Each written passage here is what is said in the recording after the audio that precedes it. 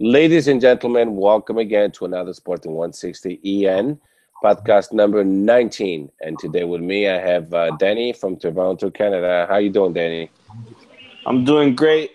A sporting win always leaves me happy and cheerful. Sorry if there's any background noise in the back for a little bit, but it will go away soon. How you doing, Steph? Yeah, I'm doing pretty good. I feel the same way as you do. The win yesterday, it was very convincing, but we'll talk about it in more detail. Nando from the US. How you doing, Nando? I'm doing well, buddy. How you doing, Danny? How you doing, bud? Doing great, man. I'm excited, guys. We won, and what I've been wanting to hurry up and finish. The elections are finally over. Yep, Yeah, finally full yeah, this. indeed. That was a long 3 months, I'm telling you. Yeah, But the Ever seems like a topics, year. yeah, indeed. The topics will be the following. We'll talk about the League Cup game against Marítimo, which we won at home 3-1. We'll touch bases with the new president performance so far. We'll talk about the modalities, which we have quite a few things to talk about that. We'll talk about the upcoming game, which we will be on the 20th on Thursday at 8 p.m. in Portugal, 3 p.m. in the US and Canada. And then we'll talk about in general, nothing in specific about the cases affecting Portuguese football. It seems to be increasing, and what should we do to resolve them? So, with no further delay, let me give you guys the lineup of the game against Marítimo, which was played on Sunday. We had in as goalkeeper Salah. We had Bruno Gaspar, a pleasant surprise, Coates, André Pinto, and Jefferson in defense. Then in midfield, we had Bataglia, Rafinha, Jovan Cabral, Acuna. And then up front, we had Bruno Fernandes and Freddy Montero. So, with no further delays, Danny, give me your 2 cents. So at first look at the team, I wasn't too happy with the selection. I wanted a bit more rotation. It gave me nostalgia of Jorge last season, basically playing the same team over and over again, having Coates and Bruno Fernandes on almost every single side he's played.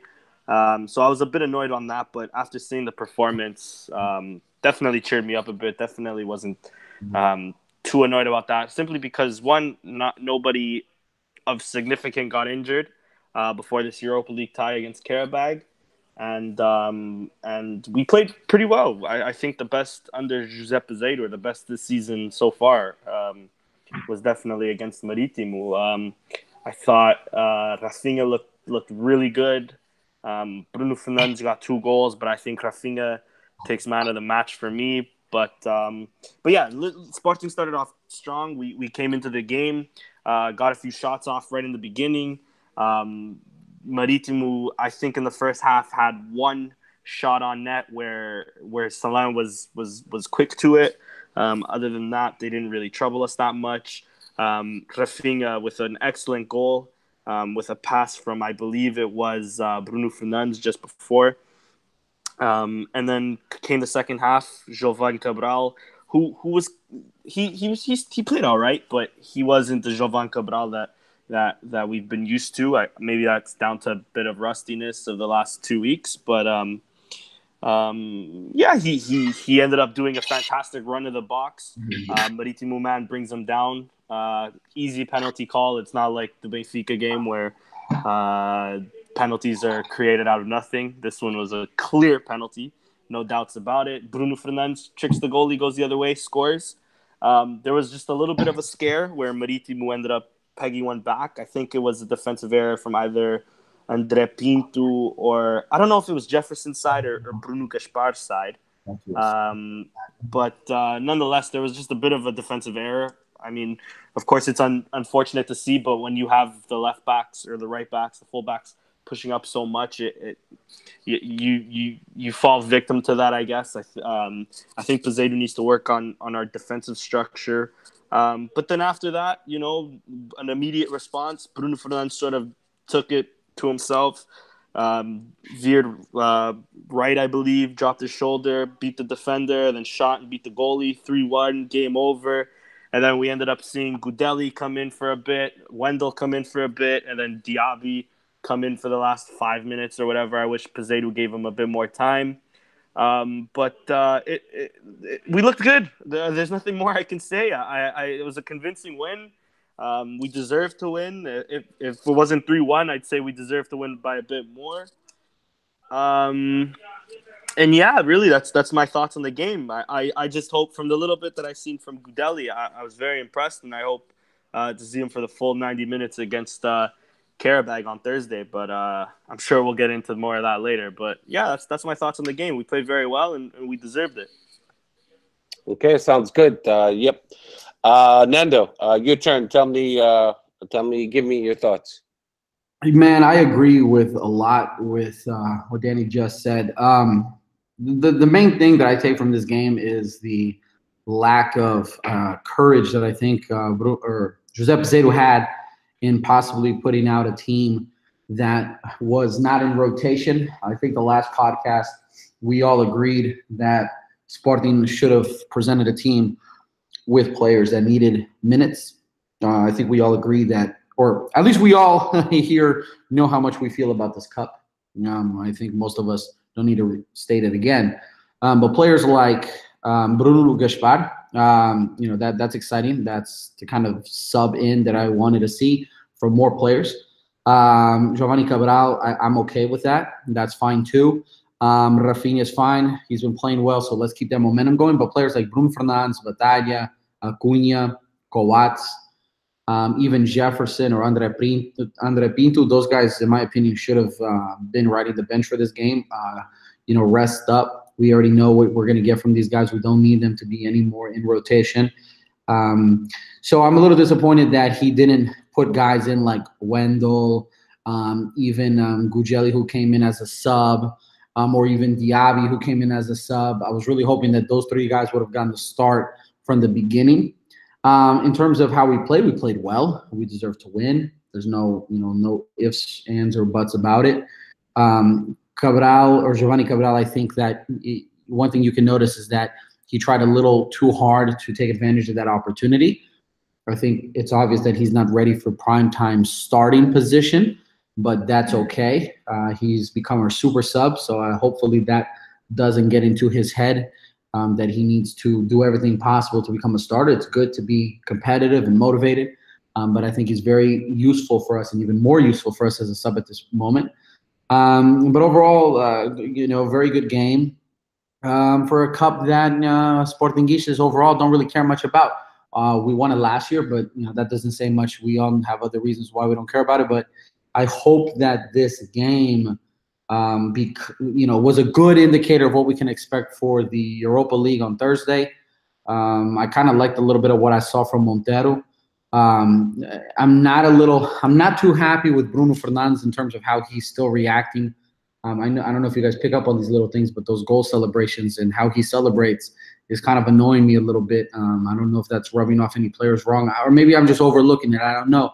But given the fact that the fans are still a little not completely sold on him, and then the way he celebrates is kind of annoying me a little bit.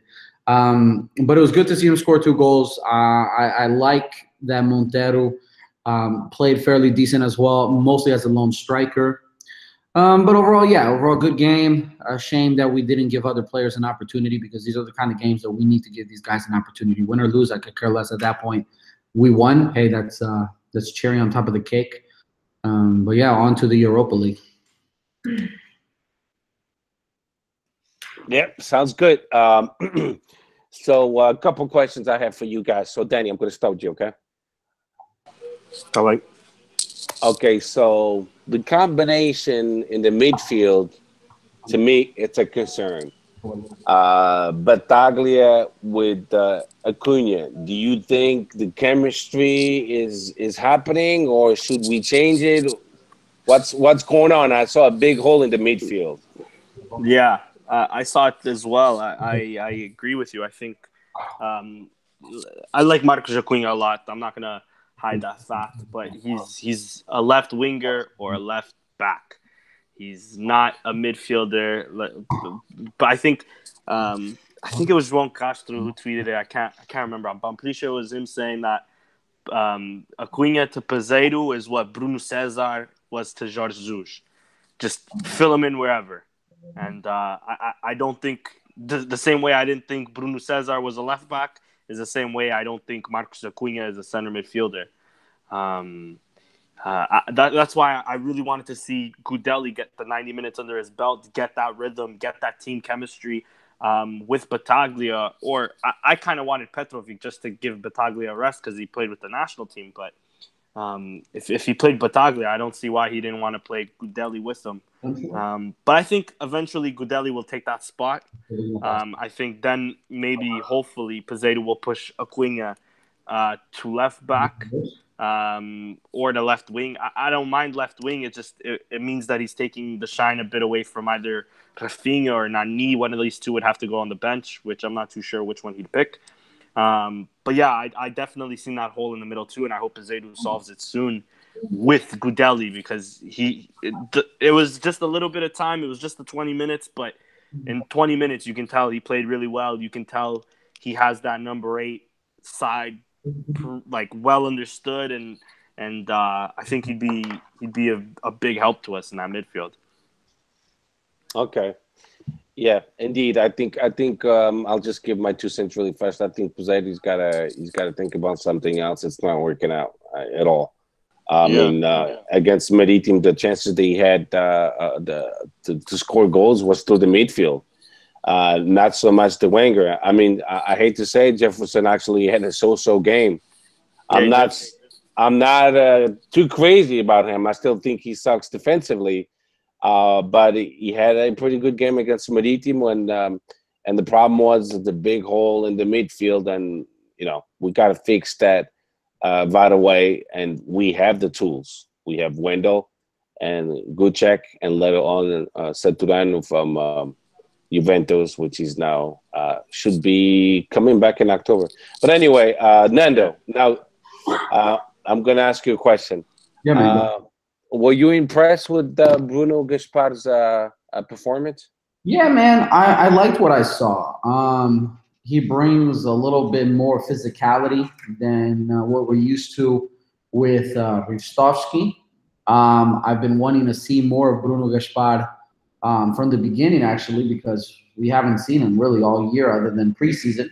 So it's good to see. I think that he's bigger, he's more physical. I think he has a little bit more skill on the ball, and I think that if we can get him some time and get him some minutes here and there, I think that he would become a solid upgrade to Ristovski. And that's nothing against Ristovski. That's not hating on what he brings to the table.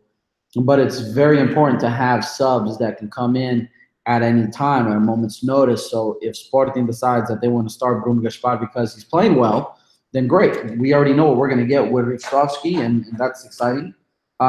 So yeah, I was impressed. I don't think he blew everyone's mind, but I think everybody could agree that he played fairly well and he showed good indications. I mean, Sporting paid about 4 million or a little over 4 million for him for the transfer fee. So we have some expectations. He was not a free or very cheap player coming in. So I liked what I saw, and I think that he can definitely bring more to the table and a different style, especially with that physicality. I think that's exciting to have there. Most definitely, I agree, because Hitovsky, we know we can count on him. Offensively, he's superb. Defensively, he still has to improve. And then Bruno Gaspar gave me a really good vibe yesterday, having 2 phenomenal. Or Piccini was a little bit better just because he was taller for those crosses and stuff. And defensively, Piccini was great. But these 2 have a lot of potential. I'm expecting great things from them. And I was very happy with this performance too. So, Danny, now, explain it to me, why isn't Wendell playing more minutes? Because what I saw yesterday was pretty good stuff. Explain to me what's going on. I don't know. I think Peseiro's a fortune teller, and he knew he was about to get kicked in the ribs, and He decided to save that only. I don't know. I honestly don't get it because I agree with you. I enjoyed what I seen yesterday from Wendell. Yeah. I've been enjoying what I've been seeing from the likes of, I mean, I'm talking preseason now, but I've watched almost every single game preseason because I have no life. But Wendell really impressed me. Lumor impressed me. I don't understand. Hopefully, I'm hoping Lumor is just, has a little niggle or he's injured. But Wendell, I don't understand why he doesn't play. I can see him playing the 8. An 8 that Battaglia needs. He can be our sort of Aquilini, linking up plays. He's a guy who has a lot of stamina, who likes running, who hustles. He's everything I like in a number 8. He can even play as a number 10, like the Bruno Fernandes role, which is another reason why I don't see why we didn't rotate Bruno Fernandes out the side. Listen, man, that question I can ask to Pizzetta too. Why don't we see him more? I don't know. I don't know. Yeah, I mean, he just gave us a few minutes yesterday, but I really like what I saw. I was like, wow, this guy can really play. I guess he's like fully motivated. He wants to show Pizzetta and all of us that he could play, and I just hope, for God's sake, that it will give him a valid chance anytime soon, so we can see more of this apparently great player he was in Brazil. So, and at the end of the day, the season is long, and we also paid $8 million for him. Let's understand that we paid a chunk of money for him last season for a teenager. We do have to give him time, but at the same time, our coaching staff also needs to realize that this kid. He has to start. We have to start. Not that he has to start producing. He has to start getting a chance to start producing because he's not even been given the chance to. So, exactly, and that's my point. Yeah. Yes, yesterday was a perfect game to give him 90 minutes. And exactly, I get it. He took the game seriously, and I get it. Our preseason sucked, so he wants to get the players with rhythm and in place. And to learn his tactics the way he wants to see them play, the way he wants it. So I get all that. And on top of that, we are coming back from an international break. It's 2 weeks off for some of them. Maybe instead of having their first competitive game against Karabag, something so important, give them the game under Marítimo to get more of a rhythm back to their legs. I understand it, but I still think we could have mixed in Wendell. We could have mixed in Gudeli, but oh well. Well, I think what Pizzetta did was clear. He took the game seriously. He put the players that he trusts the most to win the game. Yeah. And then the subs were a little bit late. I was expecting to give them more minutes. But anyway, so Nando, I'm going back to you, bro. What about Gudelci? Did you like his performance? Yeah, man. I didn't like his performance as much as I liked what I saw out of Wendell or what I saw out of Gaspar. He, to me, seems like he definitely needs a lot more rhythm. He needs a lot more play time. But it didn't disappoint me. I think that he seemed a little lost in the midfield at times, like he was trying to cover ground but not quite knowing where he fit in that midfield. So, that to me is not – I'm not too worried about that because obviously his first game with the team, he's only been practicing for X amount of days. But I wasn't disappointed nor impressed. I don't know what your guys' take on the guy, but I'm like, okay, you see some skill there. I'd like to see him placed in the midfield a little better, and instead of chasing the ball around, maybe cover ground and cover zones a little better. Maybe that comes with time and just learning Pizzetto's strategy. I expect that to be the case. Okay, yeah. I mean, to tell the truth, when he came in, he brought stability to the midfield. And he showed that he could be like a Matic. That's the hope. I mean, I could see that being like, the ultimate desire out of that guy in his skill set. I could totally see that being what we would hope for. That was actually a good sub, and then he stabilized the midfield, which was a big hole.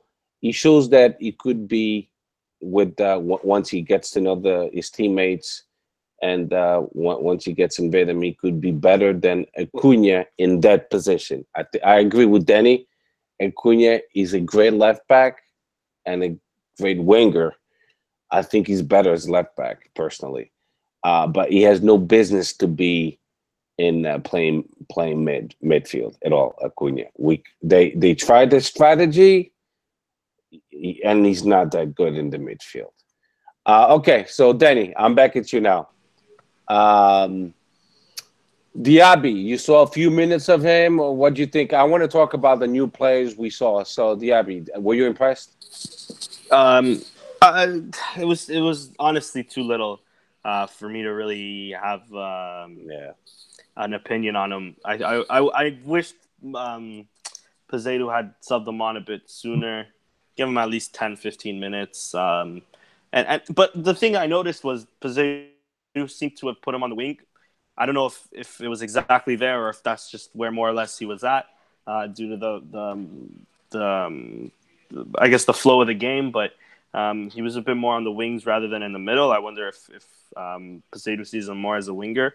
We do know that he's very quick and Sousa Sintra was saying how he's probably the fastest player in the league. So it'll be interesting to see if that's where Peseiro wants him to play, is on the wing to take advantage of that, or if it's to run in behind defenses to hopefully see that final ball. If I can, just let me mention Montero real quick, because I forgot to mention him when I was talking about the game. Of course. I thought that he got a bit of hate yesterday, I noticed on Twitter, and I think undeservingly. I think aside from scoring a goal, which I think he deserved, but okay, he skied a few shots and just others, the goalie was there. I think Montero was damn near perfect. I think he was doing everything else that a striker needs to do, which is drag defenders along with him. In the first half, before our first goal, we had Rafinha, bossing it on the wings, and then all of a sudden the defender would seem to be marking Montero, which would then leave space for Jovan Cabral to come in just behind him, get the pass, and unfortunately Jovan Cabral didn't score it, but there was one or two opportunities like that where because of not only Rafinha, but because of Montero's positioning, and like I said, him taking away defenders from the play, it opened up spaces for others. Montero also supplied, I think, 2 assists, if I'm not mistaken. I know at least one he did. No, two. Was it 2? There you go. I think as a provider, Montero was perfect. And again, it proves something that I've been saying since we got him last season in January, is that he's not a second striker. As a second striker, he wasn't able to do this. He's a lone striker. He's not the target man that we need. But when we play with Montero, we don't need to cross balls into the box. We need to play on our feet. We need to have low crosses. We need to, have triangle shapes throughout the field. So I on one hand sort of get the hate towards Montero because he hasn't finished it. But aside from that, he did everything right for a striker. So when it comes to man of the match, it has to be between Bruno Fernandes, Rafinha, and Montero, because Montero was lights out. I was really impressed with Montero. Again, I just wish he had scored. That would have been the icing on the cake for that performance. Most definitely. And that was no. It's cool. It's cool because I was about to bring it up. I think Montero was phenomenal. He holds the ball quite well. He functions well as a pivot. Like you said, 2 assists. A striker, I know people expect, for them to score goals. But you know what? We scored 3 goals. And the third goal, he's the one who created all that play so Bruno Fernandes could score the third goal.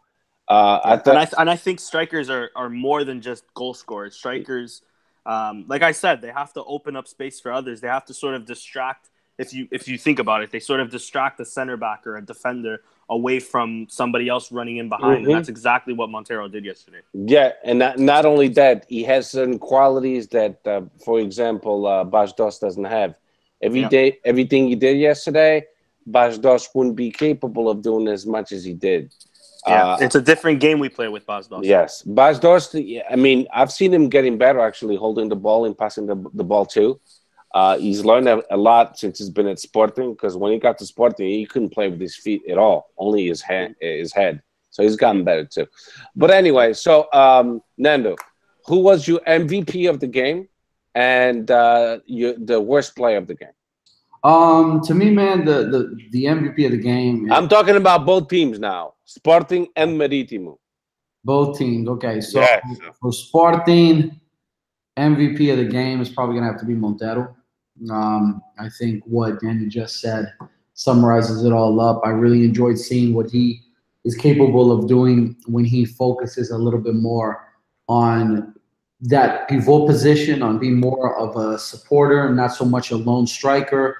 I think we all agree that that's not his natural position. So seeing him play that position against Marítimo and watching him be totally content with bringing defenders with him, of making sure that defenders had to follow him, was making sure that he was getting that last pass in, making sure that he was making sure that players got that touch on the ball. Like you can see that pass to Bruno Fernandes on Bruno Fernandes' second goal.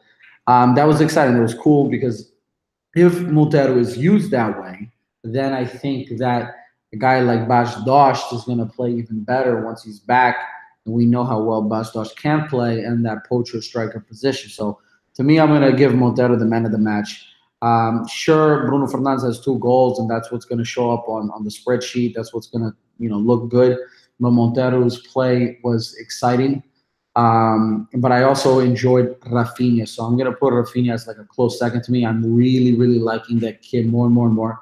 I don't even like saying kid, but I mean, he's young, he's fun, he's exciting. I've been, raving about him for a few games now. So to me, he's going to be a close second. He might even be first. I mean, he did get a goal as well, and I think that he played phenomenally. In terms of player on Marítimo, to be honest, there's nobody on Marítimo that really stood out to me in terms of, their best player or their worst player. So, no. Just one MVP and one worst player. It could have been MVP for Marítimo, but you chose the Sporting player. Gotcha. No, yeah, for sure. No, I'm definitely going to keep the Montero as the best player of the match, period, and our best player, with Rafinha being a close second. In terms of worst player, I'm gonna stay with our side. I'm gonna say, I mean, it's tough.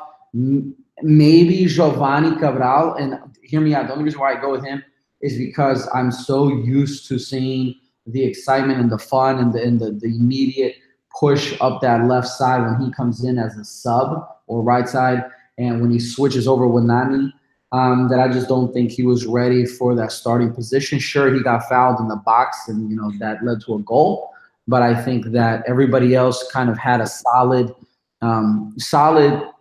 performance, and I think that he underperformed given what we have seen from him coming off the bench. Okay, good choices. So I'll go next, and then I'll let Danny go next. So for me, the MVP of the game, and it's a personal preference. To me, it was Rafinha. He doesn't make me miss Gelson Martins at all. I think he's actually better than Gelson Martins. When he has a chances to score goals, he does score them. And Gelson Martins, we saw how many times he missed them. Era muito trapalhão, like we say in Portuguese.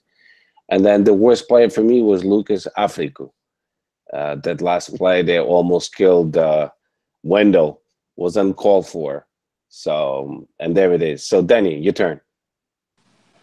Yeah, I actually agree with you. I think Rafinha is our man of the match, and the only Gelson I care about nowadays is Gelson Dalla. Gelson Martins doesn't even get a sniff on Atletico Madrid, and he's got a nice spot on the bench. Está aquecido a nice spot on the bench, a nice new hairstyle, but that's about it. Tá todo contente. E mais dinheiro. Mais dinheiro. Isso é verdade. Isso é verdade. Anyways. But yeah, no, like you said, Rafinha does not make me miss Gelson Martins, because when it comes to finishing, when it comes to dribbling, when it comes to passing, when it comes to team play, everything. Defending, maybe defending Gelson just takes it a bit, but aside from that, Rafinha who's Gelson Martins to Rafinha.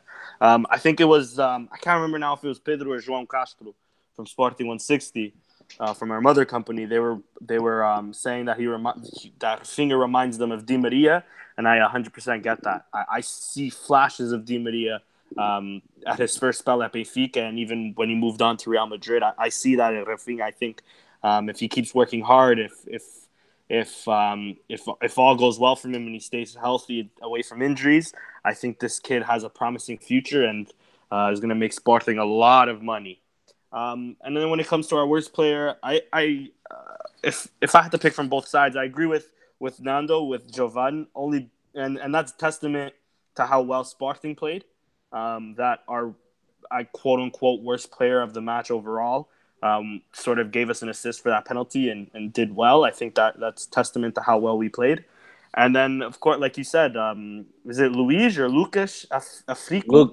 Lucas. Yeah, that was an unnecessary play. I mean, he should have realized his foot was going that high. He could have really hurt Wendell. I'm glad to see that Wendell's okay and he was at practice today and all of that through pictures on social media. So that's always good to see. But, yeah, unnecessary play. And I don't know how much that red card ban is, but I think the league needs to take a bit more action to it and at least give him a minimum of 3 games because that is very dangerous and that could have ended up a lot uglier than what it did. And thank God it didn't. But I think that the league definitely needs to take action on that because that is unbelievable. Yeah, he's out of next game. That's a sure thing because the league game counts for the Portuguese championship. And he was actually doing pretty good with Marítimo. He was one of my players on my fantasy league. So, I had to take him out because I think he might be out for 3 games. So I replaced him for somebody else already. Yeah. Trying to win that jersey, are you, huh? Epa, já sabes como é que é. Okay, so now, Nando, you actually brought this question, which is a great one. Brought up this question. Frederic Varandas, he invited all the other losing candidates. What did you think about that? Yeah, so I think it obviously at this point I think we'd all agree that it's time to put any kind of anger, animosity, frustrations, conspiracy theories, all that should be put behind us. It's easier said than done. So I'm going to say it here and hopefully everyone here and any Sportingista listening holds me accountable to this. But it's time that we put the past behind us. It's time that we try to unify the Sporting Familia. I think that it was cool to see him take that step and reach out to these guys and say, listen, I know that we all ran against each other and we all said things about each other. But now at the end of the day, we are Sporting. And one thing that unites us isn't our wives. It isn't our kids. It isn't, what we like to do as a hobby, but it is Sporting. Sporting is our passion. Sporting is what we fight for. Sporting is what we should be bleeding. So it's great to see that some of them were there. I don't know if all of them were there. Correct me if I'm wrong. I definitely saw Benedito and I saw George and whatnot. But I'm glad that he did it. It only helps. It can't hurt. And maybe, just maybe, he's got some plans with some of these guys to utilize their ideas. I think that one picture that stood out to me was watching Benedito and Varandas kind of in a more intimate setting, a little one-on-one kind of thing. I don't know what they said. I don't know what was being said. I can only speculate. But it can't hurt. It can only help. And it's good to see what could possibly mean ending the past, ending the turbulation, ending the frustrations, and ending the back and forth, hatred and all that Sportinguistas tend to always hold on to.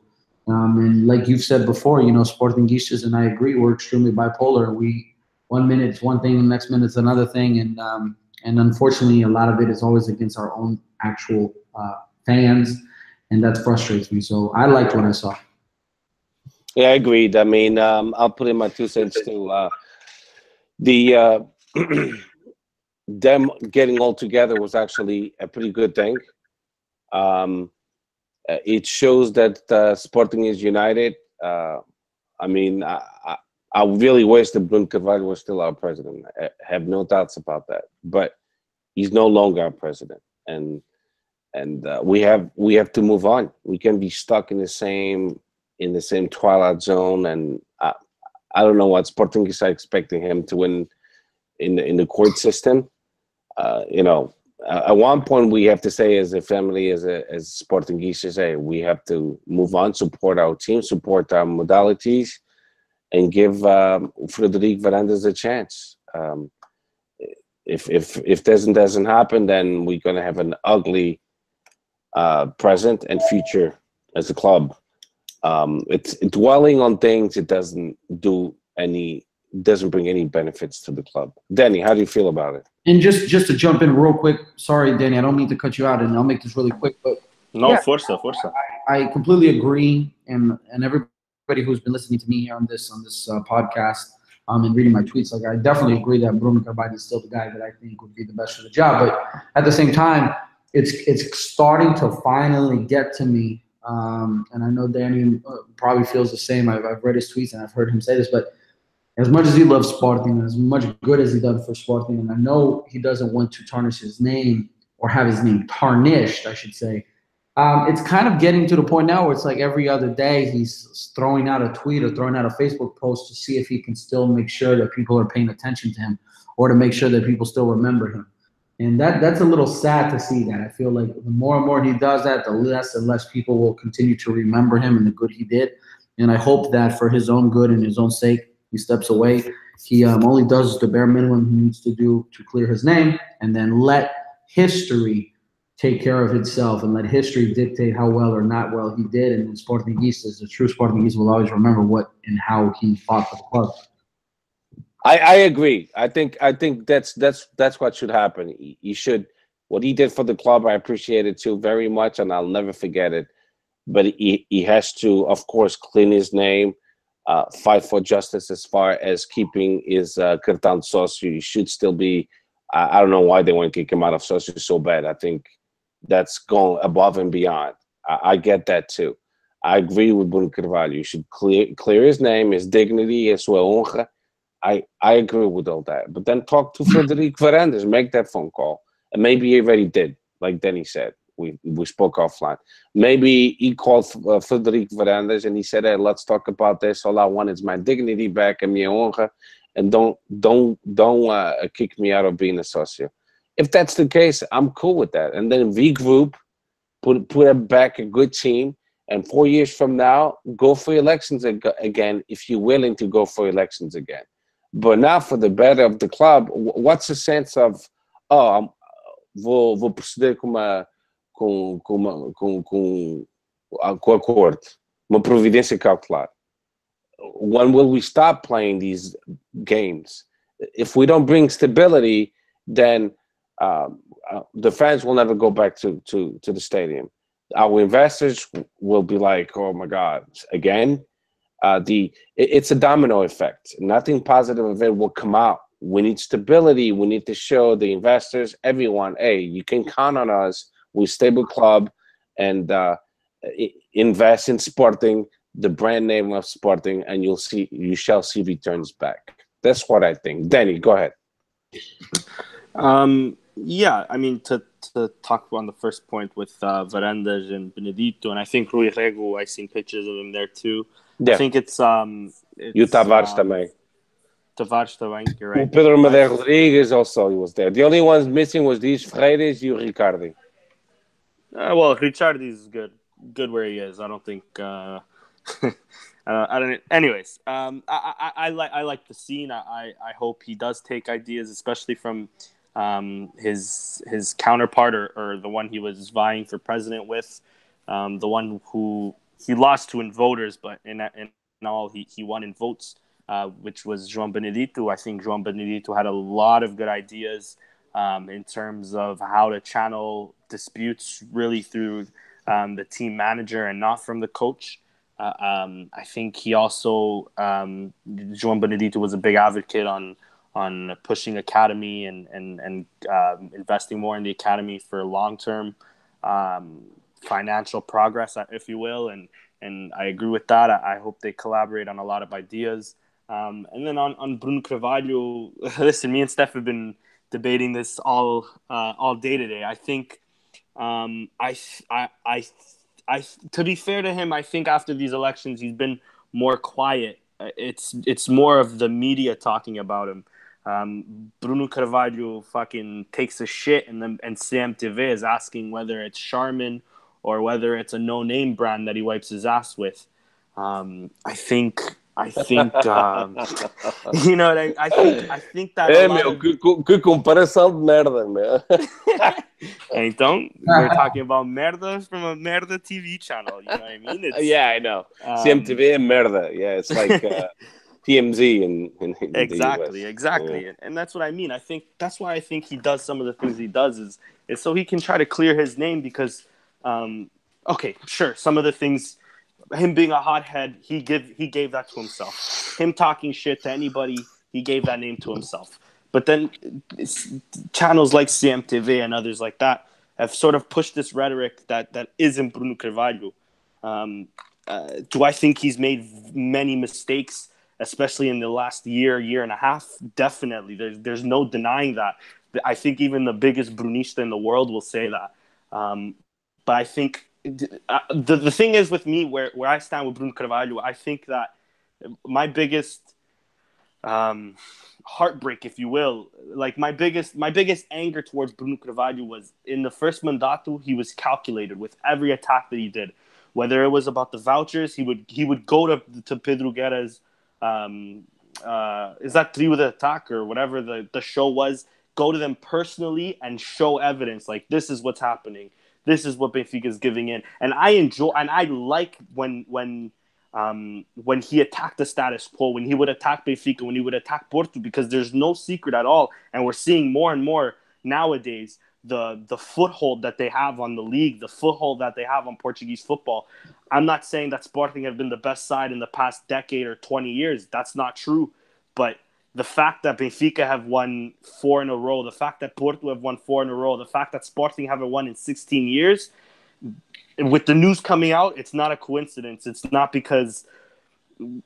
only because we've lacked ideas in the past from maybe past presidents, but it's also because even when we had a good president, when we had a president fighting for everything like Bruno Carvalho was, even still it wasn't good enough, and it's because of this foothold. So him taking action towards the status quo and him fighting towards Benfica, I am 100% always was behind them and always will be behind them, no matter how he takes it, whether he goes onto Facebook or whatever he did.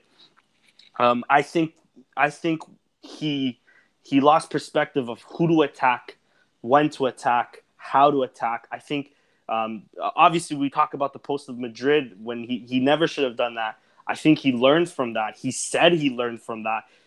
We gave the players their standing ovation 6 games in a row that they won, and then when they tied against Benfica and lost against Marítimo, and things happened that it happened, the club captains, the best players, quote unquote, they left. Let's not forget, they tore up their contracts. They stabbed us in the back.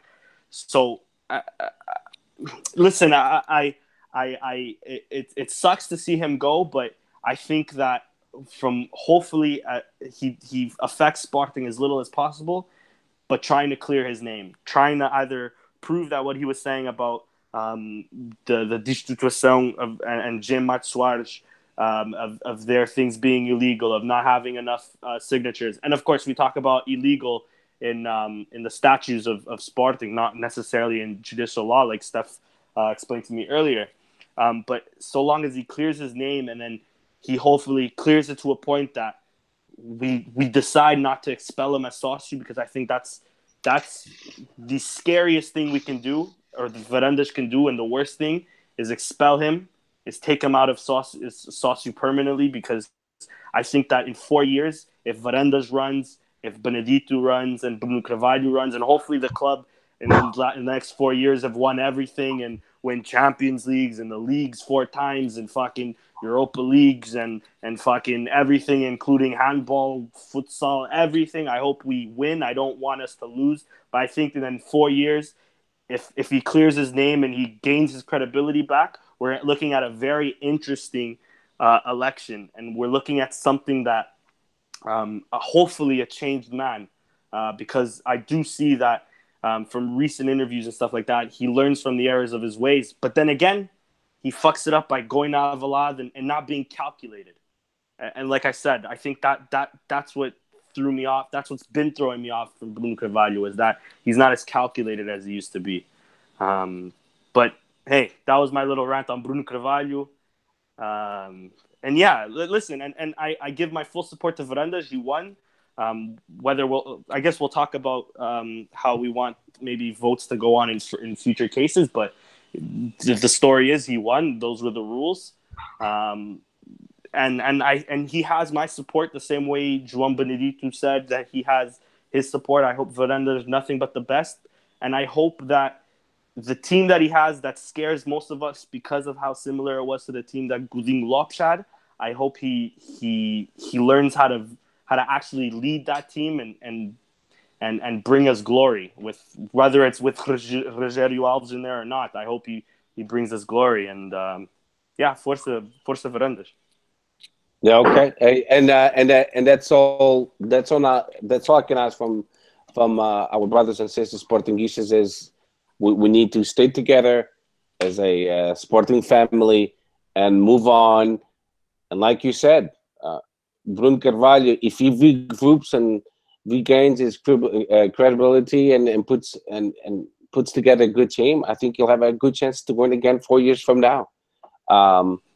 But do things in a more look at it in a different perspective. Instead of fighting it on the news and using the media, just try to talk with the new president, the new administration, and I think positive results will come out of a dialogue instead of fighting it with so many appeals.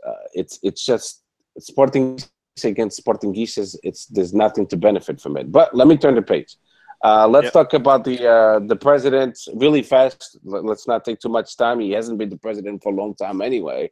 But so far, I'll tell you what I think.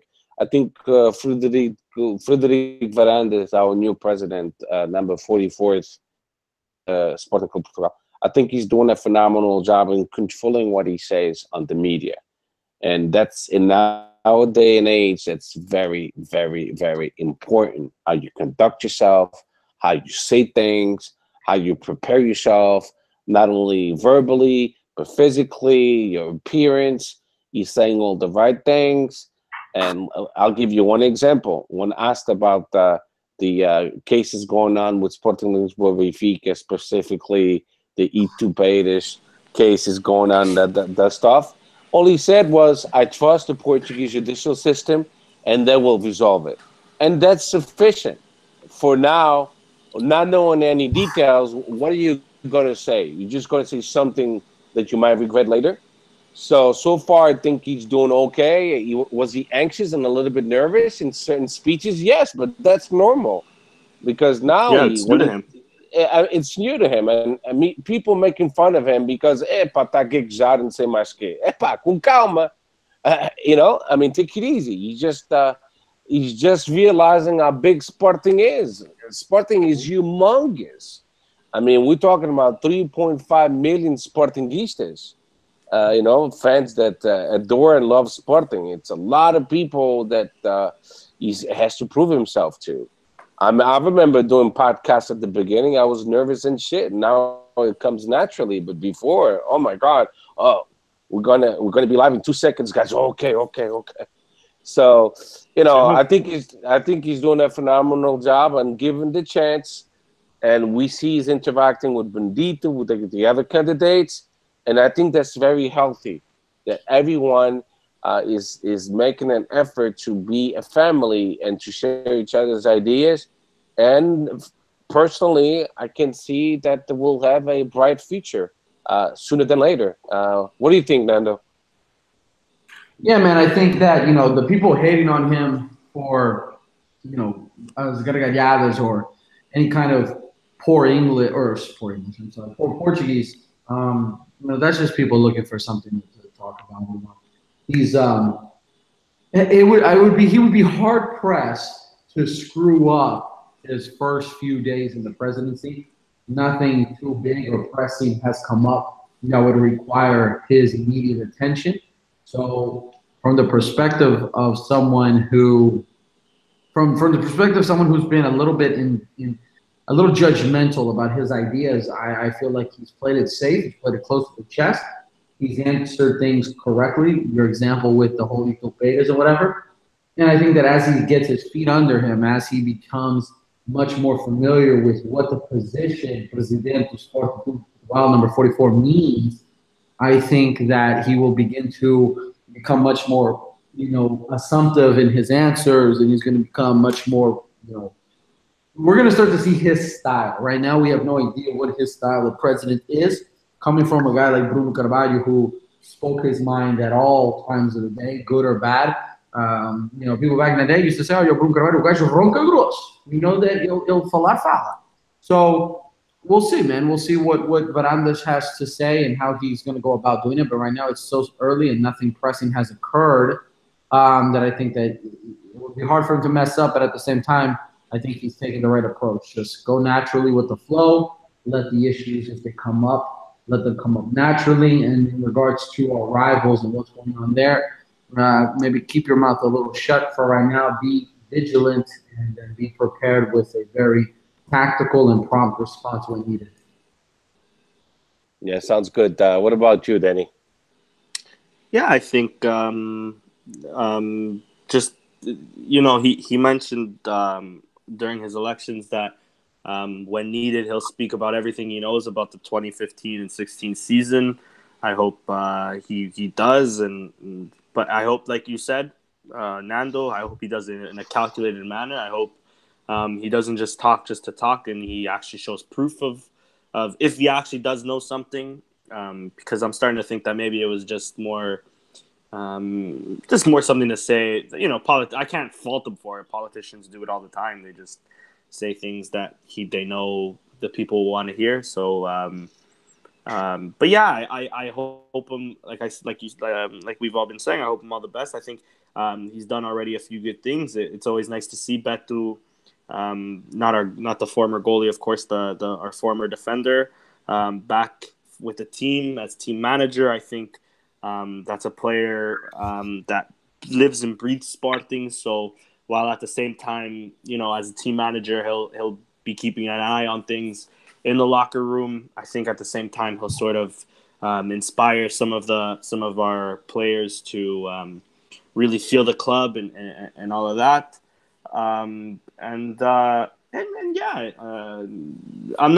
Listen, I mentioned that I think on the last podcast before the elections, he wasn't a guy I voted for, and I still think he isn't the right guy per se. But some of his ideas don't scare me as much as other people make it out to be, or some of his ideas aren't even that bad of ideas. To be honest, if it wasn't Benedito, it would be Varandas. So long as it wasn't Ricciardi, and I'm glad it wasn't. I think Sporting was in decent hands. It's just his team, like I said earlier, that worries me about him. But hopefully, under the right leadership of Varandas, he can go through it. And I think the best way, because I talked about it earlier, especially with Steph off camera, but this is definitely a club that's divided. I think the best way to unite the club again, like his slogan says, is to win. I think there's no other way about it, and it's to win in everything.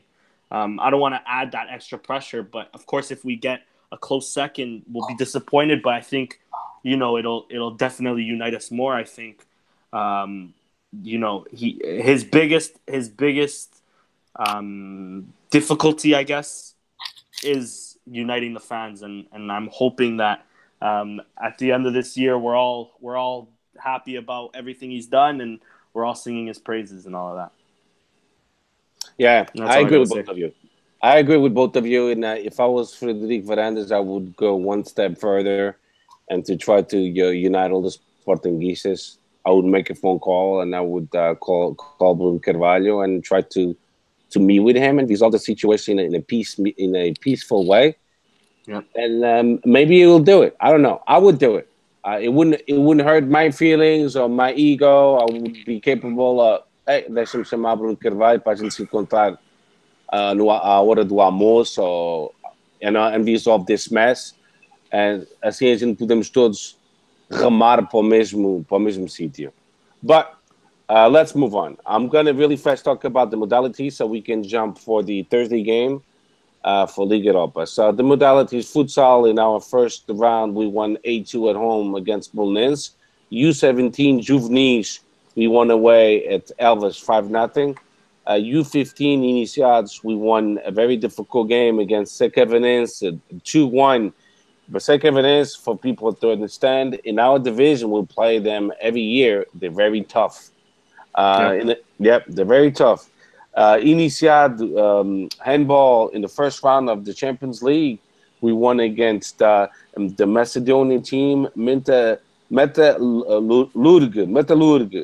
34-26. Great game again by Carlos Huesga with 5 goals. U19 juniors, we won 2-0 at home contra Cóvia da Piedade. Our ladies won 7-0 against Ovarense. Track and field, our under 20 ladies, they won the bronze medal in the European Club Championship Cup.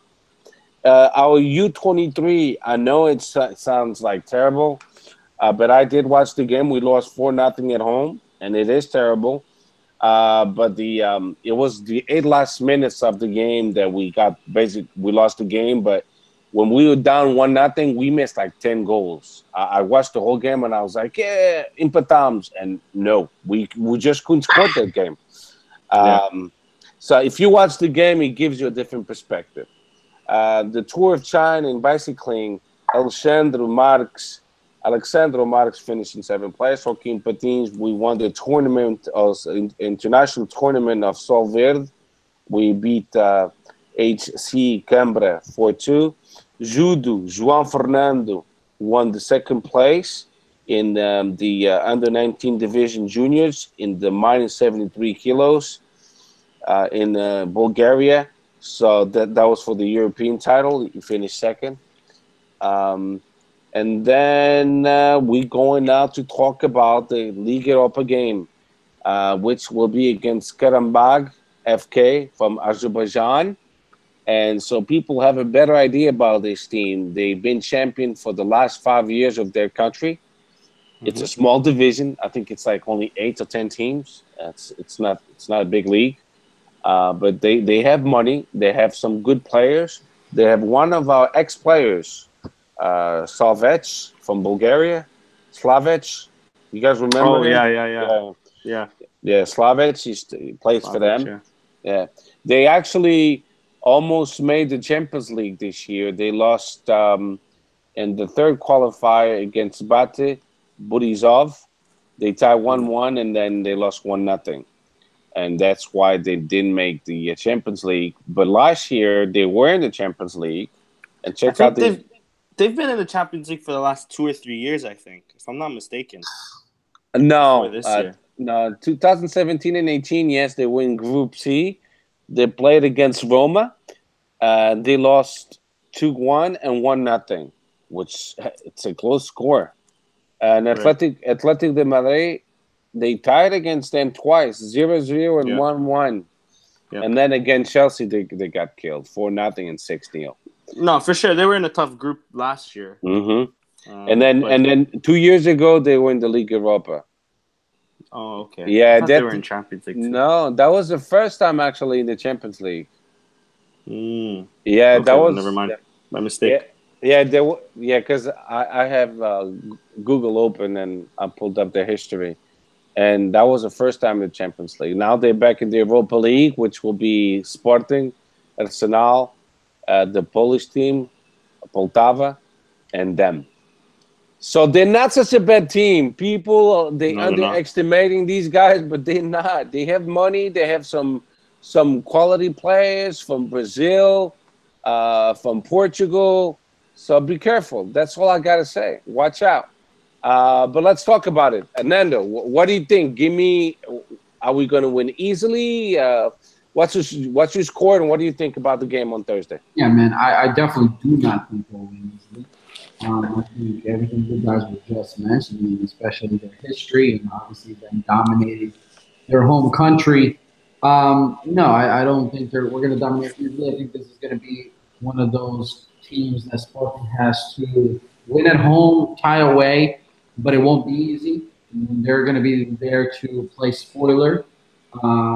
Anytime you have to travel as far as you have to get to Azerbaijan, like that's not easy, man. That messes you up not only for that game itself. I mean, we luckily we play at home the first game, so that's good. But when we travel, that's going to be a pain. And anytime we travel that far, and then it's also going to be a pain for league matches coming up thereafter. So I think Sporting has to be careful. Sporting has to play concentrated. Sporting has to make their next game their best game this year, and hopefully that is the case. I have every feeling to believe that that's going to happen. But I'm not going to say that Sporting is going to dominate or win easily. No, I'm going to say Sporting will probably get a 1-0 or 2-1 out of it. Okay. Danny. Yeah, I agree with what you were saying, Steph. And I studied even when I seen the group stage.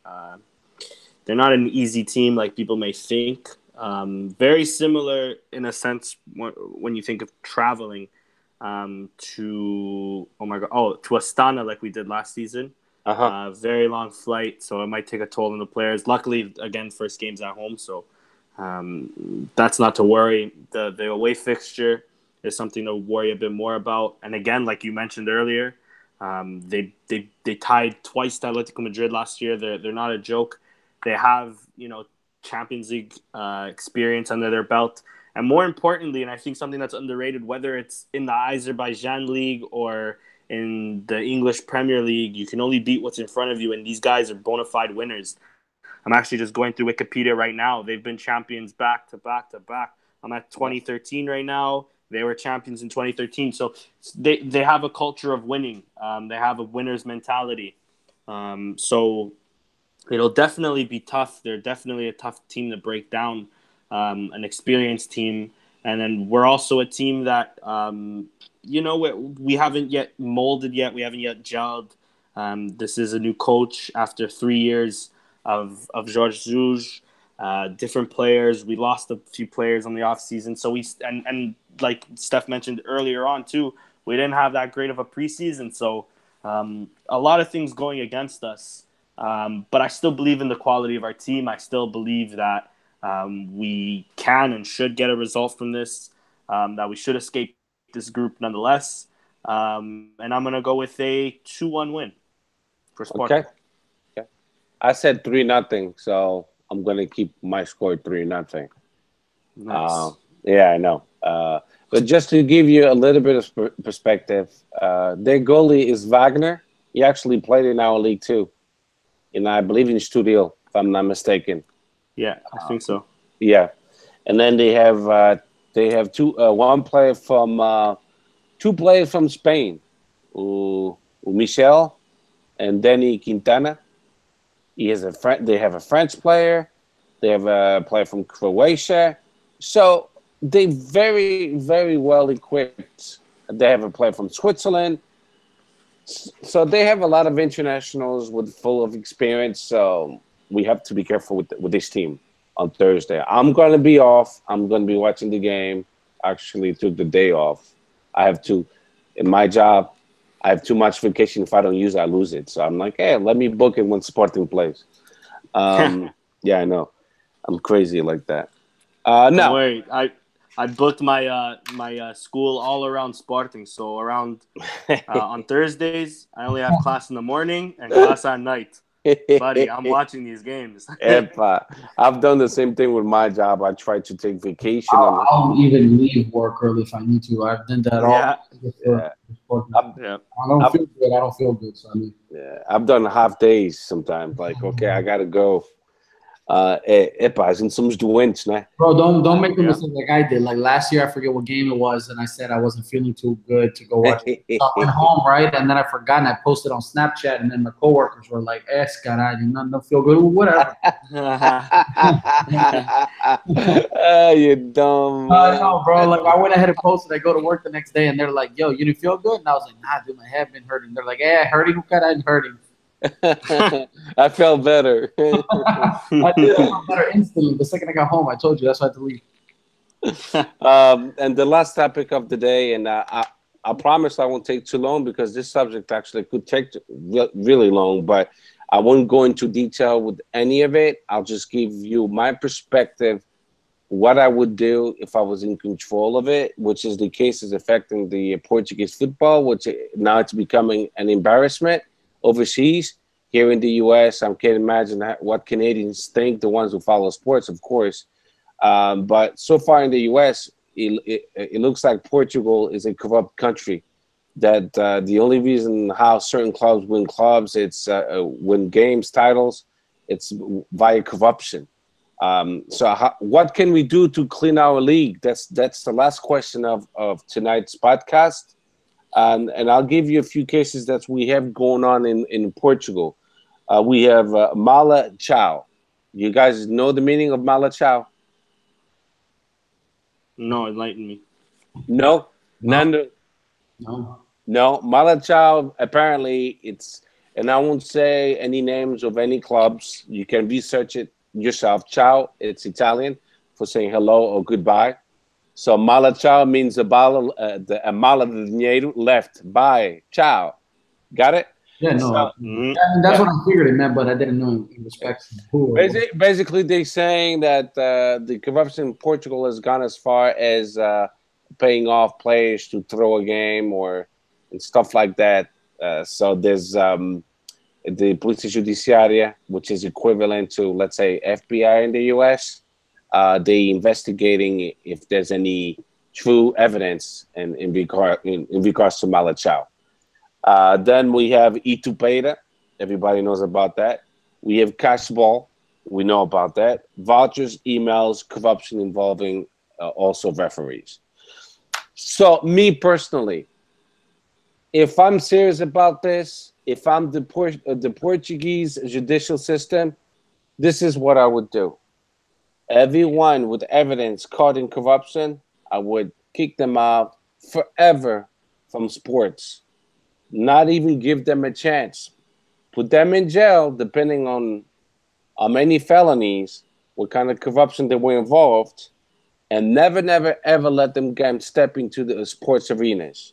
Never again. That's how you clear football in Portugal. Or matter of fact, any sports in Portugal, not only football. So that's what I would do. I would find the guilty ones and clean up everything. Anyone that was caught with hard evidence, of course. That's the only way you could do it. Charge them for X amount of years of whatever the corruption was to whatever degree, and then take them out completely of our Portuguese league. Completely. Not for 2 years, because I've heard Paulo Gonçalves, he just left Benfica. If he gets the most he will get, it's 2 years. Are you fucking kidding me? Yeah, it's a joke. That guy, if proven guilty, of course, I'm assuming that. I'm assuming now. There's no evidence yet. Then he's been charged of how many crimes? I heard 79 70, crimes. yeah. 79. So out of 79, if he gets charged of only half of them, let's say, then this guy, he should be kicked out of football forever. I don't care that he was at Benfica. Even if he was at Sporting, I would feel the same way. In the cash ball incident, if anybody from Sporting is caught in the mix of it, kick them out of sports forever. I don't give a shit if he's Sportingista. He does not belong in soccer world and sport. I don't want no corruption in my club. I'm glad that Sportingistas see it differently from other fans, from other clubs.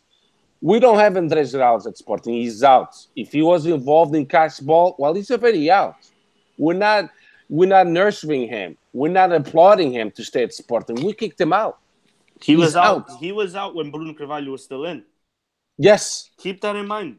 So yes, that's how much we care about this. That's how much we can't have that spoil our name. exactly. I don't get what certain fans, even with the assumption that corruption might be involved in their club, it's not a sure thing with any club. That's because they themselves are, I hate to say that they themselves or these fans are corrupt individuals or have that kind of mindset, man, but it disgusts me. I completely agree with what you're saying. Everybody here is on the same page, and that's a Sporting DNA, bro. That's what makes Sporting sport. That's one of the foundations of Sporting, Sportinguistas, and it pisses me off. I don't care if it's in our club. I don't care if we won. I don't care. Get them out of it. Eradicate any titles won, and make a point, make it loud, and make it clear. Portugal already screwed up royally with the Pito Dourado. They had in their hands the opportunity to clean or begin the cleanse of Portuguese soccer, and they royally screwed that up. And for Benfica to go through Itopeira for as long as they've gone, and even Sporting with cash ball, okay? I'm not going to say Sporting is completely innocent because I don't know, but for the sake of being completely transparent and the sake of being unbiased, I don't care who it is and from where they are. If they're innocent, they're innocent, but if they're guilty, they're guilty. But here's the thing that's hard to understand in Portugal is that we know, and it's hard to prove, and that's the problem with Portuguese corruption. It's hard to prove who knows what and who chooses to look the other way. I would almost bet that if we were to take a poll between Sportingistas, Benfiquistas, Portuguese, let's just focus on those two. Portuguese, Sportingistas, Benfiquistas would all royally be on the same side in the fact that we fully expect nothing to happen to Benfica. Nothing of real repercussion will happen to Benfica. Nothing. I fully expect nothing. I slap on the hand, maybe 3 points here, 2 points there, like what happened with Porto. And when you are so used to expecting nothing to come from it, then you know you need a cleanse from inside out, from top to bottom. And that's what's upsetting me. That's what pisses me off, is that no one is brave enough to confront these fans. Or let's talk about Benfica and the fan base that they say they're 6.5 million, 7 million, whatever the case may be. And let them know, listen, you're not above anybody else just because we have more of you. That shit pisses me off. Yeah, definitely. What bothers me the most is, and again, there's no evidence. We can just assume, this and that. No, we can't assume. But it bothers me that instead of saying, I want this motherfucker out of my club, they applaud him. It bothers me. That's what bothers me the most. The journal, right? The newspapers that we all have opinions on, all 3 of them, 4 of them, 5 of them, they recently were saying that Luis Felipe Vieira suffered from amnesia, bro. Oh, that's insulting all of us. Do you know what I'm saying? Like, just the fact that, like, I swear to you, I would love to be a fly on the wall or inside of Benfica's brain when they read that news article. Oh my God! It's like, how can you consciously? It's embarrassing. It's embarrassing. And I wouldn't want a president like that. I mean, you know how much shit we took, me, Danny, and Bruno, and you know how much shit we took from a good friend of ours, and of course, he's still a good friend of ours, Mario, Marita, Cynthia. You know how much shit we took from him because of Bruno Carvalho. Bruno Carvalho killed Bruno. That. Okay, I got his point. But you know, okay. That, right? but the minute we would say something about Luis Felipe Vieira, the fact of the matter is, não pode falar no homem. Aquilo é uma virgem. Because you're touching or you're touching an open wound. Benfiquistas that are real Benfiquistas know that wound has been open for many years. You don't just go into Benfica and suddenly fix everything that has. But my point is not talking about Benfica at all. We're deviating now. I don't want to focus. My focus is not on that. My focus is more on the judicial system in Portugal. What do you think they should do to clean the mess in Portugal? They have to put their pride aside. They have to put their club fandom aside, and they have to grow the pair of balls that are required to run the Portuguese Primeira Liga, Segunda Liga, and everything, the Portuguese Federation. The judicial system needs to put their pride aside, and they need to admit and accept that they fucked up, excuse my language, in previous cases, like with Porto. They need to start from the bottom, from inside, and do exactly what you just said. Thank you. Inside and clean it out emphatically. Thank you. I totally agree 100%. With you. That's what I would say. No importa se Benfica, Sporting, or Porto. Put that aside Do your goddamn job. You're supposed to be neutral, for God's sake. No. Sorry, go. Sorry. No. They're supposed to be neutral. If you a judge, if you part of the judicial system, it's about individuals that worked in the court system, and they would tell Paulo Gonçalves what was going on. In for example, in the email cases, they checked it 210 times. 210 times of the case. They were so concerned about the case, they checked it 210 times. That's a lot of times, isn't it? So for something that the vouchers, they checked it 179 times. The vouchers when Sporting Bruno Carvalho was fighting it. Why would they seem concerned if they said it was not a big deal? 179 times that this guy checked it, and he would tell Paulo Gonçalves what was going on. Gonçalves now leaving Benfica. Like, come on, bro. It's been a few weeks. Now at this point, why don't you just stay there? And you know what I'm saying? Own up to the fact that you feel you're innocent. Don't leave now. Come on. Well, two things going to happen. Either he's going to remain quiet and remain faithful and his loyalty to Luis Felipe Vieira, because to me, as an outsider, I don't think he represented Sporting Lisboa Benfica, the institution, well. I think he diminished Benfica's name and he put Benfica's name na lama, in the merda. That's my perspective of Paulo Gonçalves. He didn't provide a good service to Benfica. The 12 years he was there, all he did was bring Benfica's name down, an institution with more than 114 years. And it's if I'm Benfiquista, I'm glad that this guy is gone. I'm glad he's gone because he's not good to a world-class team like Benfica. And I'll go furthermore with this. If they put him against the wall, he might squeak. He might. Yeah, man, I agree with that. I don't see him doing it. There's got to be... Olha, se o polícia judiciário chegar ao pé de ti, Fernando, ou tu dizes-me o que é que se passou, ou tu vais para a prisão 20 anos. Eu sei, mas já viste o que aconteceu com o cara? Look what happened with and even him, like the first guy at Benfica, o Valias Vedo. Valias Vedo got a slap on the wrist if you really look at it, the grand scheme of things. And that guy was taken way far. Like they really pushed him, pressed him, took that. I know, but hold on. O Valias Vedo, that estava a roubar o Benfica. Os benfiquistas, they kicked him out. They were kind of glad he was gone. That was a different beast. We're right. You would hope that he would squeak, and most people would squeak. But then you got to start to think like, who does he know and who has he received money from? And if he's going to stay, like you said, loyal to a Luis Felipe Vieira, then Luis Felipe Vieira is sweating at night. That's why the man is pretending to have amnesia. He needs to start thinking of ways to come up with money to help that go away. Hey, listen, the whole scandal with the two Pérez was because a polícia judiciária tinha polícias judiciais à paisana. They got caught not knowing. Benfiquistas, and like you said, not to deviate and bring them into our podcast, but Benfiquistas are more pissed off that a hacker hacked their bullshit than they are that their bullshit came out. I know, and that's that. And Danny, you can jump in anytime you want to, and that upsets me because when Benfiquistas, and a lot of them say, o hacker tem que ser, he has to be punished, tem que receber castigo. Ele tem que receber castigo because he went into our server and he broke, and he got all of our emails. That's against the law. I agree with them, actually. Yeah, the hacker should be punished.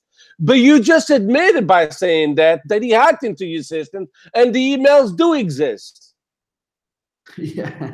And then when you tell them that, they try to paddle back. Oh, that's not what I meant to say. So you can't have, they want everything to go their way. They want to say the hackers must be punished. And then we say, okay, you just admitted the emails were real. No, but the emails, they're still all fake. So why should he be punished then? Right. And the best part is, from the same city that's fucking Bruno Carvalho and Saraiva was in Bulgaria. Again, that goes with my rhetoric that the media tries to flip everything, and the media is just as involved as as other people, but foda-se, o que nós podemos fazer? Oh, a mídia pensa que a gente está a dormir. Então, they played on the news a meeting with o Nuno Saraiva e com o Marques, o Francisco Marques. Hold on, let me finish this. Com o Francisco Marques in Lisboa. That meeting happened last year, and everybody knew about it last year, and they just want to get the same footage and replay it now in September 2018. And I'm like, olha para esses paros do caralho. They want to get footage that they played 6 months ago, a meeting that, quando eles chamavam Santa Aliança. Oh, we're not sleeping, Sportinguistas. We know what they're trying to do with CMTV e o SIC Notícias que são controlados por o Benfica. Benfiquistas need to realize, because the rest of us have, you know, and I always say this, but I find it hilarious when Portuguese get all pissed off about this. But the thing is, Benfica, starting with Luis Felipe Vieira, took a very different approach to corruption than we have seen in both Portugal with Porto or Italy with Juve and other clubs around the world. They decided to go from the media out. They started with the media. They began to control the media, and they continue to control the media. The simple fact that we read titles, newspaper, okay, nas capas dos jornais, title says, the president of Benfica has amnesia, therefore he has no idea what has happened and he has no idea what's going on. Bro, that speaks for itself. The fact that we read in the media that Benfiquistas are pissed off that the hacker hacked Benfica, not the fact that the emails and different was hacked, speaks it and says everything. And those two things are the clear indications, as well as, and you can couple it with the fact that Bruno Carvalho was being murdered by the media week in and week out, day in and day out for his 4.5, 5 years at Sporting, is everything you need to know with what's wrong in Portugal, in our league, our judicial system. That's it. There's nothing else. Danny, go ahead, Danny. No, sorry. I just anybody that has an iPhone 10, they understand the problem of having a fucking one output for either the charger and the headphones. So I'm actually just charging my phone right now. That's why I haven't jumped in, because you know, it's something that really pisses me off that's going on in Portuguese football, that has been going on over the years. But I think you guys have covered it well. I agree on everything you guys have mentioned. You know, the Liga needs to ratify their mistakes from what they didn't do it for Porto, and Paulo Gonçalves and others in this level of corruption. In this level of corruption, need to be banned for a lifetime for sports in Portugal.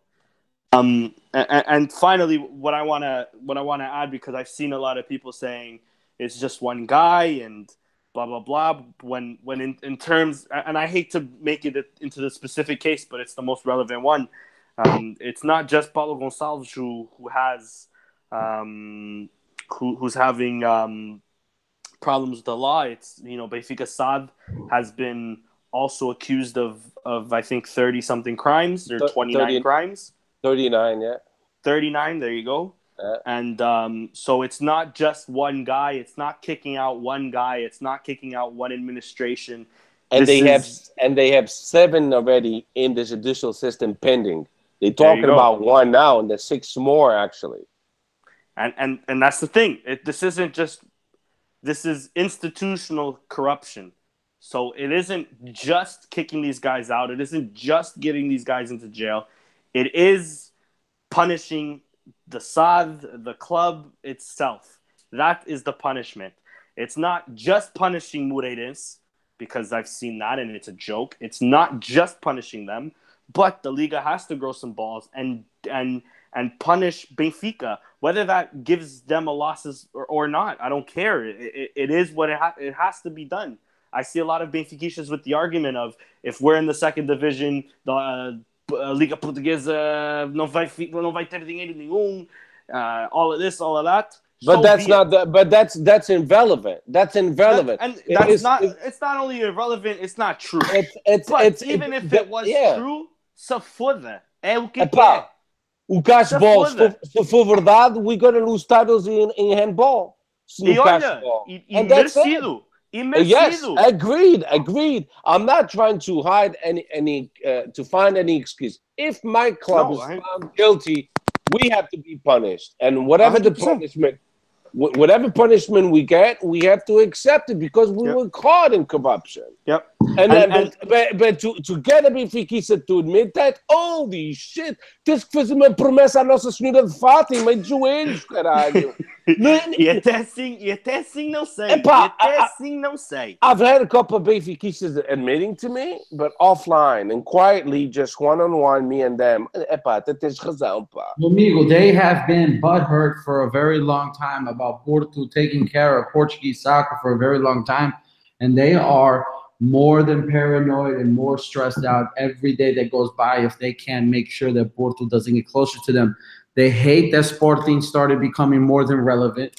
They hated that Bruno Carvalho had no fear in coming out and putting out people's businesses that he had awareness of, or at least suspicion of, and they cannot stand it. They're scared, they're worried, they're panicking, and the time is now to prove once and for all how Portugal reacts to corruption. And this is the simple fact that, guys, soccer, futebol não é só futebol. It's not just soccer. Sports is passion. Sports is money. Sports is people's lives, unfortunately. And Sporting, Porto, Benfica, and every fan of any other club in Portugal or in the world, they know how important the team, the sport is to their daily lives. If Portugal, if the judicial system, if the Portuguese Federation, if FIFA, UEFA, whoever, lets this go and doesn't take care of what needs to be taken care of, then let's talk just about Portugal. Portuguese soccer is going to lose an enormous amount of credibility because you guys both know, and everybody else knows, that this Benfica scandal has been talked about the whole world. It was talked about on ESPN. It was talked about on CNN.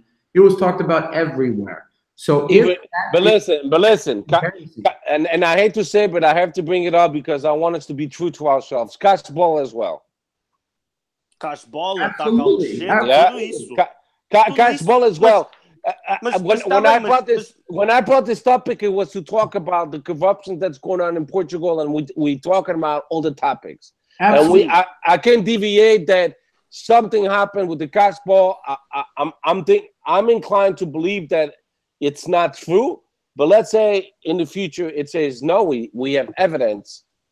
Temos que sofrer com as consequências. To me. Okay, and just one last thing that I'm going to say on the media thing. Sorry, Nando. No, you're good. Because I've also seen other Benfiquistas just saying that, you know, they're getting a lot of coverage on this and whatever. Vamos lá falar. A lot of coverage. Espera. Em comparação com o Bruno Carvalho não é nada. Com certeza. Mas vamos lá falar a verdade bocadinho. The alt shit got a lot of media attention worldwide as well. And worth it because it's something shocking. It's something that should never have happened. But nonetheless, it happened. And yes, the world should know of how terrible this incident was for Sporting, no matter how bad it looks on our name. Now, why should the same not be said with Benfica, who, if we're talking about adepts, they're the biggest in Portugal. If we're talking about titles, they have the most in Portugal. Some will say they are the best team in Portugal in terms of soccer. But nós sabemos que eles são uma merda. Mas vá.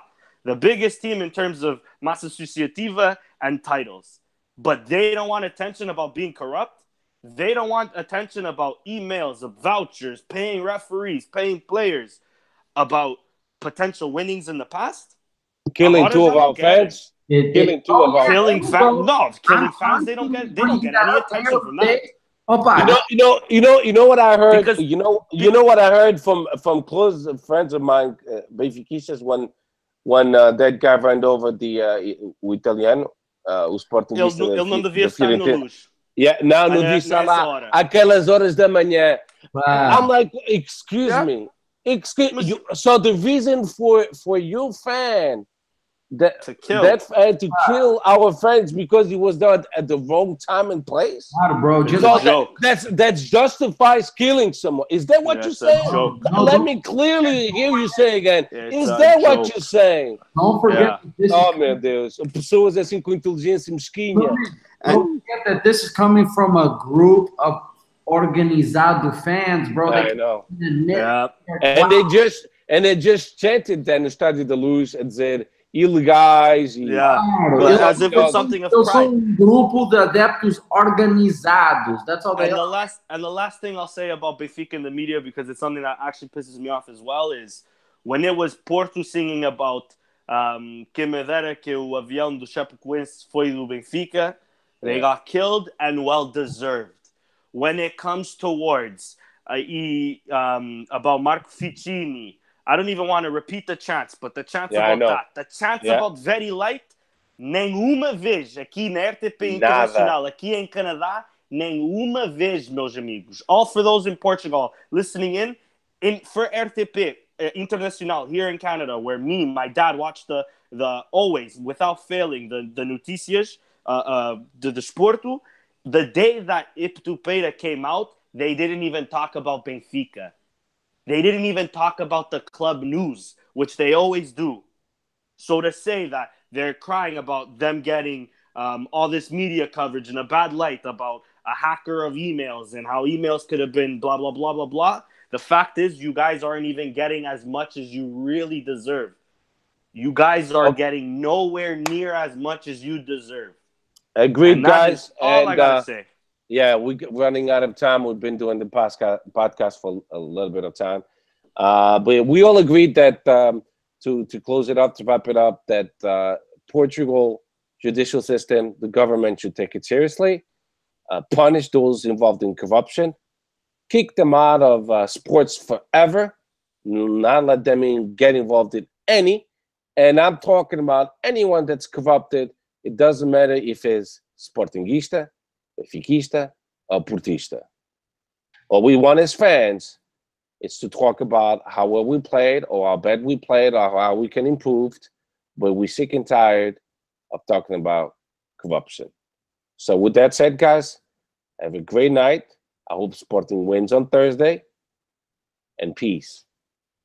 Absolutely, guys. You all have a great night. Viva Sporting. Hopefully we win on Thursday as well. And I can't wait for the next episode. Viva Sporting. Viva Sporting, caralho. É o maior Sporting.